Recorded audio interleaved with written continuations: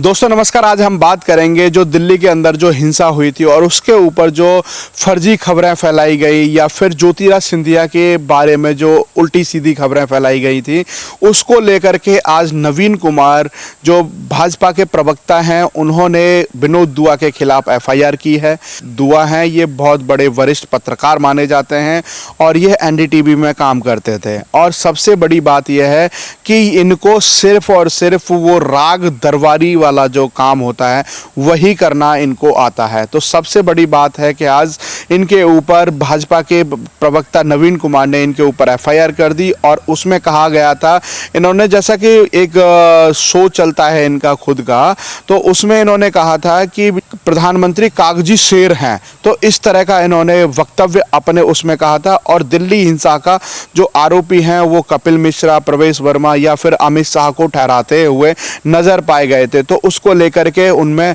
प्रवक्ता ने एफआईआर कराई। सबसे बड़ी बात यह है कि अगर आज इनके ऊपर एफआईआर हो जाती है तो जो गैंग है वो सक्रिय हो जाता है। अगर वही एफआईआर सुधीर चौधरी या अर्नब गोस्वामी के ऊपर होती है तो वो सब लोग मौन साध लेते हैं और उस समय कुछ नहीं बोलते हैं। और आज इनको मीडिया की जो आवाज़ है उसको दबाने की बात समझ में आने लगती है कि ये कहने लगते हैं कि अब मीडिया की आवाज़ को दबाया जा रहा है और इस तरीके से जो आवाज़ बुलंद करनी होती है वो उसको दबाने की कोशिश की जा रही है।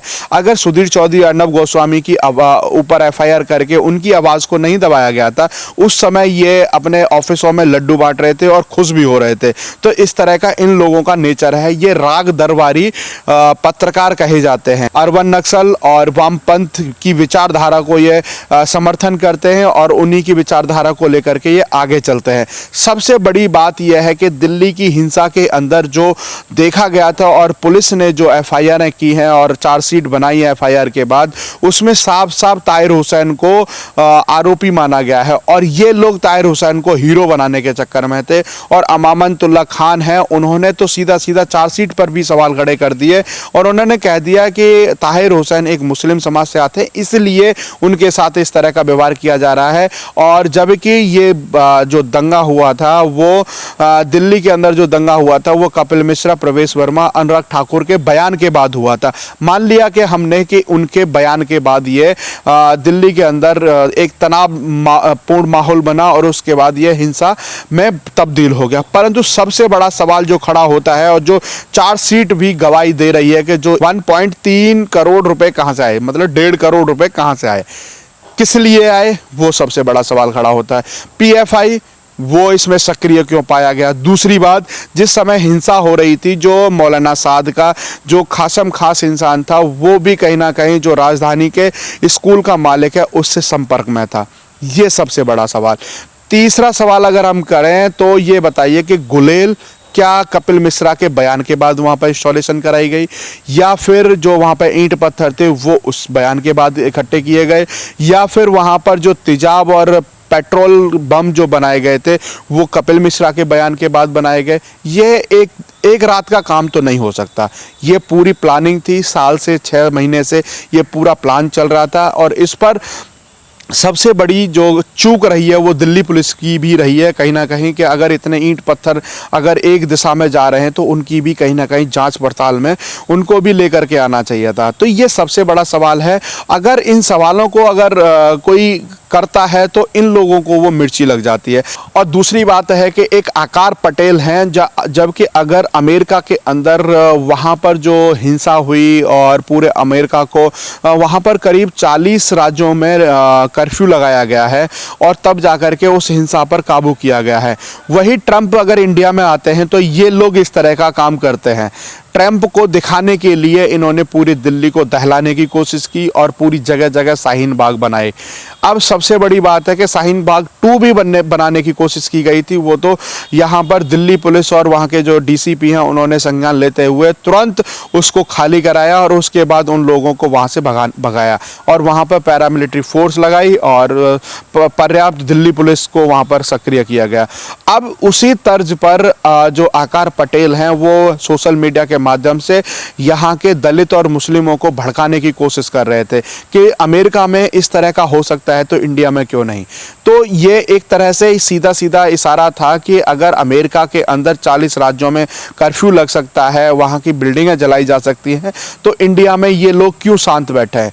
तो ये सबसे बड़ी बात है कि अगर इनके ऊपर एफआईआर होती है तो कहीं ना कहीं एक वर्ग को फिर मिर्ची लगने लगती है। अब कहीं ना कहीं स्वरा भास्कर है, उनका भी एक वीडियो बहुत तेजी से वायरल हो रहा है, और एक वीडियो जो आपने देखा होगा कि रूबिया इलाकत ने उनसे सवाल भी किया था कि, और उन्होंने पूछा भी था कि एनआरसी का ड्राफ्ट कहाँ है, और जो बच्चा पैदा ही नहीं हुआ तो उसका नामकरण कैसे कर दोगे। वो भी वीडियो बहुत तेजी से वायरल हुआ था। स्वरा भास्कर ने पूरी तरह से इसके अंदर भी ऐसी भूमिका निभाई थी दिल्ली हिंसा के अंदर। उन्होंने लोगों के अंदर जो आक्रोश फैलाने की कोशिश की थी, और उसी को लेकर के दिल्ली में जो हिंसा हुई थी वो भी कहीं ना कहीं एक कारण का वजह रहा है। अब उसको लेकर के भी सोशल मीडिया पर अरेस्ट स्वरा भास्कर का एक ट्विटर हैंडल चलाया गया, और उसमें जो पुराने वीडियो हैं और जो सुप्रीम कोर्ट के और अन्य कानून के खिलाफ इन्होंने नारेबाजी की है, उसको लेकर के वो वीडियो सामने आ रहा है। अब ये नारेबाजी करते हैं और कहते हैं कागज़ नहीं दिखाएंगे। अरे हिंदुस्तानी हो तो कागज़ दिखाने में क्या आपत्ति है। सबसे बड़ी बात यह है कि सीए और एनआरसी का कोई ड्राफ्ट नहीं आता है। सीए अगर कानून आता है तो उसमें आपको अगर कागज़ मांग लिए जाते हैं तो आपको दिक्कत क्या है। अगर आपको अभी जैसा कि लॉकडाउन चल रहा है, अब अनलॉक 1 हो गया, लॉकडाउन 4 तक चला, तो अगर आपको राशन की या 500 रुपये आपके अकाउंट में आए होंगे तो भी आपने वहाँ पर कागज़ तो दिखाए ही होंगे, जबकि इतनी लंबी लंबी लाइनें देखने को मिली थी 500 रुपये निकालने के लिए और राशन के लिए भी।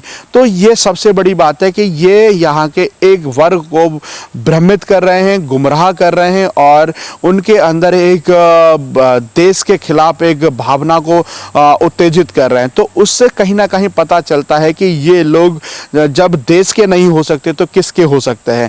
ये एक विचारधारा है जो देश के अंदर जहर फैलाने की कोशिश की जा रही है। तो अब ये जिस तरीके से ट्रेंड चलाए जा रहे हैं, उससे लगता है कि जो एक वर्ग है वो कहीं ना कहीं इनके ऊपर अपनी नाराज़गी भी जाहिर कर रहा है। तो इससे पता लगता है कि जिस तरीके से विनोद दुआ पर एफआईआर हुई, आकार पटेल पर एफआईआर हुई, तो ये कहीं ना कहीं ये जो नफरत फैलाने की काम कर रहे हैं और एक नए प्लेटफॉर्म को बदनाम करने का काम कर रहे हैं कि अगर यूट्यूब ने प्लेटफॉर्म दिया है तो आपको नफरत फैलाने के लिए प्लेटफॉर्म नहीं है। ये प्लेटफॉर्म है आपको अच्छी जानकारी देश के सामने देना, अच्छी बातें आपको सामने करना। ये सबसे बड़ी बात है कि आपको यहाँ पर आकर के लोगों को जानकारी देने की ज़रूरत होनी चाहिए, परंतु यहाँ पर तुम उल्टी सीधी बातें करते हो, हिंसा की बातें गृह मंत्री के ऊपर ठहरा देते हो, फिर कपिल मिश्रा के ऊपर ठहरा देते हो, उसके बाद प्रवेश वर्मा के ऊपर ठहरा देते हो। ये कहाँ का उचित है और ये कौन से पत्रकारिता है कि जो आप इस तरह की बातें करते हो। अगर कपिल मिश्रा के बयान के बाद अगर इतनी बड़ी दिल्ली के अंदर हिंसा हो जाती है तो हथियार कहाँ से आया। जो रिवॉल्वर है वो रिसेंटली में लाइसेंस ही बनाया गया, वो महीने 2 महीने पहले भी तो बनाया गया होगा, उसके 75 राउंडों का कोई हिसाब किताब नहीं है। तो ये सब बहुत सारे सवाल हैं जो दिल्ली हिंसा को लेकर के सवाल खड़े होते हैं। अगर अमानतुल्लाह कहते हैं और वहाँ पर कहते हैं कि ये ताहिर हुसैन है, मुस्लिम समाज से आता है, तो इसलिए उसको टारगेट किया जा रहा है, तो कहीं ना कहीं ऐसे लोगों के ऊपर भी कहीं ना कहीं सख्त कार्रवाई होनी चाहिए जो मुस्लिम कार्ड खेलना शुरू कर दिया। तो ये सबसे बड़ी बात है कि जो ओखला से बहुत प्रचंड जीत करने वाले विधायक हैं वो इस तरह की बातें करते हैं, और केजरीवाल हैं जो दिल्ली के मुख्यमंत्री, वो केवल और केवल विज्ञापनों में दिखाई देते हैं, वो किसी तरह की कोई कार्रवाई नहीं करते। जबकि ये ताहिर हुसैन दिल्ली पुलिस की चार्जशीट में प्रॉपर मास्टरमाइंड बताया गया है, और इन्होंने जैसे ही जब कुछ कार्रवाई हुई तो उनको पार्टी से निष्कासित भी कर दिया। तो अब अमानतुल्लाह के ऊपर केजरीवाल सरकार की कब गाज गिरेगी और उसको कब पार्टी से बाहर किया जाएगा, या फिर केजरीवाल इसको दिल्ली का ओवैसी साबित करने में कामयाब होंगे। जिस तरीके से ओवैसी के बयानबाजी रहती है उसी प्रकार कहीं ना कहीं अमानतुल्लाह की जो बयानबाजी रहती है, और वो भी कहीं ना कहीं वो मुस्लिम कार्ड खेलते हुए नजर आते हैं। तो अब ये देखना बाकी रह गया है कि जो एफआईआर हुई हैं उसके बाद विनोद दुआ से अभी दिल्ली पुलिस का कोई संपर्क नहीं हुआ है, ट्विटर के माध्यम से उनको जानकारी मिली, तो अब ये बौखला गए हैं और कहीं ना कहीं जो अब आवाज़ उठा रहे हैं कि ये पत्रकारिता का दमन हो रहा है और मीडिया की आवाज़ को दबाया जा रहा है। तो उस समय भी तो मीडिया की आवाज़ को दबाया गया था जिस समय 12-12 घंटे अर्नब गोस्वामी को मुंबई के अंदर कमिश्नर के सामने बैठ करके उन सवाल जवाब करने पड़े थे, 12-12 घंटे बैठ करके। तो कहीं ना कहीं ये भी सबसे बड़ी बात है, अगर पत्रकारिता का दमन हो ही रहा था तो उस समय भी आपको आवाज़ उठानी चाहिए थी, क्योंकि आपको तो सिर्फ राग दरबारी का काम करना था, क्योंकि वहाँ पर जो समर्थन में थे उनकी तरफ से आप उनका राग दरबारी करते, उन्हीं की द्वारा एफआईआर कराई गई थी।